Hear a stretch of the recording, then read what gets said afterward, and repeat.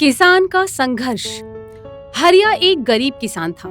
उसका एक छोटा सा परिवार था, जिसमें उसकी पत्नी वसुधा और उसके अलावा दो बेटे सोनू और मोनू भी थे। गरीब होने पर भी हरिया के अंदर मेहनत और संतोष के गुण कूट कूट कर भरे हुए थे। वो दिन भर अपने खेतों में पसीना बहाता और मेहनत के बाद जो भी रूखा सूखा खाने को मिलता, उसे खुश होकर माथे लगाकर ग्रहण करता। एक दिन हमारी तो किस्मत ही खराब है वसुधा। पता नहीं भगवान को क्या मंजूर है। क्या हुआ जी? ऐसी बातें क्यों कर रहे हैं? होगा क्या, बैंक से लोन लेकर खेत में फसल बोई थी। बारिश के कारण पका हुआ गेहूं डूब गया। हम बर्बाद हो गए वसुधा। पता नहीं ईश्वर को हम गरीबों के साथ ये खेल खेलने में क्या मजा आता है। जब बारिश की फरियाद करो तो सूखा पड़ता है, और जब दिन रात हाथ जोड़ो कि पानी ना बरसे तो बाढ़ आ जाती है। हाय राम, पता नहीं कौन बैर निकाल रहा है राम जी। पिछले साल धान बोया तो बारिश ना हुई, इस बार गेहूं बो दिया तो बाढ़ में फसल खराब हो गई। बैंक को बारिश और सूखे से कोई मतलब नहीं है। उसे तो अपना रुपया समय पर वापस चाहिए, बस। यहाँ अपने खाने के ठिकाने नहीं है। अब कैसे वापस करूँगा बैंक का कर्जा? बस कुछ ही दिनों में बैंक वाले आकर तंग करना शुरू कर देंगे। उनकी जलालत से भरी बातें सुनने से तो अच्छा है कि मैं अपनी जान दे दूं। अब तो मेरे मन में भी ख्याल आने लगा है कि मैं आत्महत्या करके इन झंझटों से मुक्ति पालूं। मैं थक गया हूँ वसुधा। ऐसी बातें क्यों कर रहे हैं आप? हिम्मत रखिए, सब ठीक हो जाएगा। तू घर में रहती है, तुझे पता कहाँ है कि बाहर क्या चल रहा है। मेरा दोस्त चंदू याद है तुझे? पिछले साल चंदू को वसूली वालों ने इतना परेशान किया कि उस बेचारे का घर से बाहर निकलना भी दूभर हो गया था। बेचारा शर्मिंदगी से फांसी पर लटकने को तैयार हो गया था। लेकिन भाभी ने किसी तरह बात को संभाला और अपने गहने बेचकर कर्जा चुका दिया। हमारे पास तो गहने भी नहीं है वसुधा। समझ नहीं आता घर का खर्च और यह कर्ज कैसे चुकता होगा। आप चिंता क्यों करते हैं जी? हर परेशानी का कोई न कोई हल जरूर होता है। ठंडे दिमाग से सोचेंगे तो कुछ न कुछ हल जरूर मिलेगा। आप बस ऐसी मनहूस बातें करना बंद कर दीजिए। अगर मर जाना ही हर समस्या का समाधान होता तो आधी दुनिया खाली हो गई होती। हम तो मर के मुक्त हो जाएंगे और ये बच्चे कहाँ भीख मांगेंगे? कभी सोचा है आपने? तू बड़ी हिम्मत वाली है रे। मेरी हिम्मत तो अब जवाब दे गई है। बस तुम सबका मुंह देखकर ही जी रहा हूँ। सोनू के बापू, अब ऐसे सिर पकड़कर बैठने से कुछ नहीं होगा। चलो गांव के साहूकार के पास चलते हैं। मेरा मंगलसूत्र गिरवी रखकर उसे कुछ पैसे ले लेते हैं और धान बो देते हैं।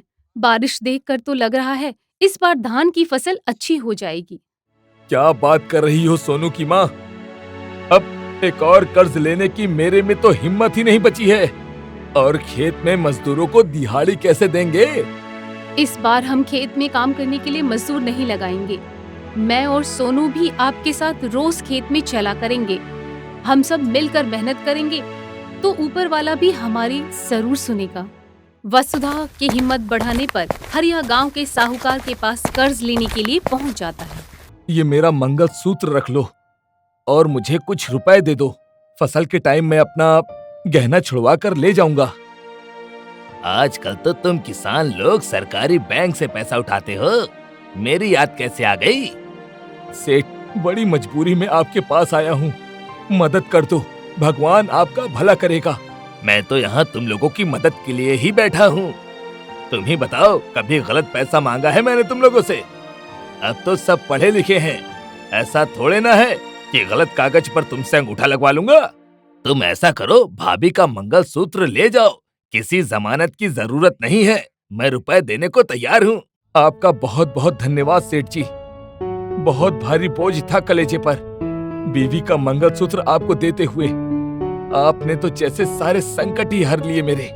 तू भाई जैसा है हरिया, तेरे सुख दुख में साथ देना मेरा फर्ज है। सेठ से रुपया लेकर उसे धन्यवाद देते हुए हरिया घर आकर पत्नी से कहता है, तू सही कहती थी वसुधा। देख, सेठ के रूप में भगवान ने हमारे लिए मदद भेज दी। वरना कभी ऐसा हुआ है कि सेठ बिना गिरवी रखवाए पैसा दे दे? अब आप चिंता छोड़िए, इसे भगवान का इशारा समझिए। भगवान हमारे साथ हैं। इस बार बहुत अच्छी फसल होगी। हाँ वसुधा, मुझे भी ऐसा ही लगता है।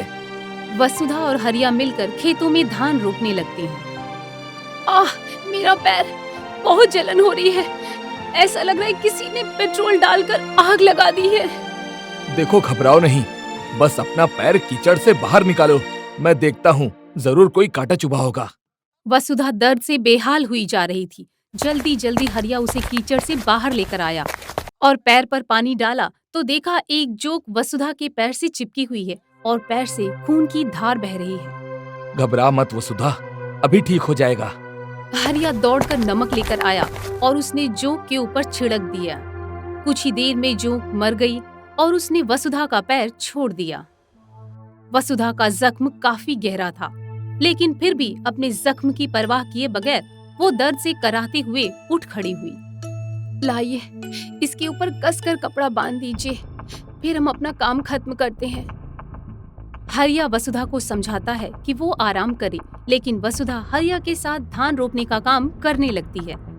किसी तरह कड़ी मेहनत करने के बाद वो दोनों अपने खेत में रोपाई का काम खत्म कर लेते हैं।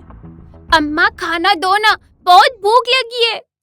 हाथ मुंह धोकर चौकी के सामने बैठो, अभी लगाती हूँ। अम्मा, आज क्या बनाया है खाने में? कल की तरह चटनी रोटी तो नहीं खिलाओगी ना? पेट भर खाना मिल रहा है ना, इसमें इतना परेशान होने वाली कौन सी बात है? लेकिन अम्मा, आप रोज चटनी ही क्यों बनाती हैं? क्योंकि हमारे पास जितना खेत है उसमें हमने बस धान बोया है। खेत में सब्जियां हैं ही नहीं, इसीलिए हम चटनी खाकर काम चला रहे हैं। बेटा, पेट भरने से मतलब है, और पेट तो चटनी से भी भर ही जाता है ना। ये क्या मोनू बेटा, चावल क्यों छोड़ दिया थाली में? बस अम्मा, पेट भर गया। ला इधर दे। बेटा, अन्न का एक दाना उगाने में हम खेत में बहुत मेहनत करते हैं, और ये चावल धान से मिलता है। धान की खेती करने में कितने कष्ट उठाने पड़ते हैं पता है? कीचड़ में धान रोपते हुए कभी सांप, कभी बिच्छू, तो कभी जोंक आकर पैरों से लिपट जाते हैं। तुम किसान के बच्चे हो, कभी अन्न के दाने का अपमान मत करना बेटा। अम्मा के पैर का जख्म याद है या भूल गए? माँ की बात सुनकर सोनू मोनू वादा करते हैं कि कभी अन्न की बर्बादी नहीं करेंगे। किसी तरह चटनी प्याज से खाना खाकर वसुधा और हरिया अपना समय काट रहे थे। इस बार ईश्वर की कृपा हमारे ऊपर हो ही गई। दिन रात की कड़ी मेहनत के बाद हमारा धान पककर तैयार हो गया है। हमारे सारे कष्ट दूर हो गए वसुधा। हमारी फसल बहुत अच्छी हुई है। बस कुछ दिन और, उसके बाद हम अपना सारा कर्ज चुका देंगे। महीनों की कड़ी मेहनत और कष्ट सहने के बाद आखिर हरिया अपनी फसल को बाजार में बेचकर कीमत वसूल कर लेता है। सबसे पहले बैंक वालों का कर्ज चुकता करिए, फिर सेठ का रुपया देकर मन से बोझ हल्का कर लीजिए। तुम सही कह रही हो वसुधा। कर्ज की चिंता में रोटी भी बेस्वाद लगती है। कर्ज उतर जाए तो मैं भी सुकून की रोटी खा पाऊंगा। हरिया अगले ही दिन जाकर बैंक का कर्ज चुका देता है और बचे पैसों से सेठ की रकम चुकाने के बाद अगली फसल के लिए खाद और बीज खरीद लाता है। अब उदास क्यों हैं? आज तो खुशी का दिन है, आपकी सारी चिंताएं दूर हो गई हैं। हाँ वसुधा, लेकिन तूने दिन रात मेहनत की है। सोचा था कुछ रुपए बचेंगे तो तुझे साड़ी और पायल दिलवा दूंगा मैं, लेकिन सबकी उधारी देने के बाद फिर से वही स्थिति हो गई है हमारी। आपका कर्ज चुकता हो गया, अगली फसल की तैयारी हो गई, बस इससे ज्यादा की मुझे आस नहीं। सोनू के बाबू, किसान को धैर्य तो रखना ही पड़ता है, आज नहीं तो कल सब सही हो जाएगा। वसुधा और हरिया अपनी अगली फसल की तैयारी में जुट गए थे, क्योंकि वे जानते थे कि संघर्ष ही किसान का जीवन है।